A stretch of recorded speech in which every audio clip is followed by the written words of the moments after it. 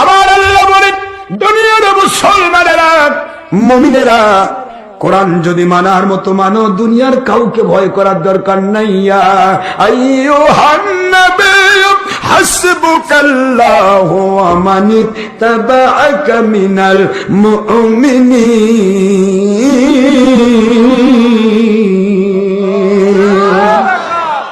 আমার আল্লাহ কোরআন শরীফের ভিতরে বলেন, বন্ধুগণ,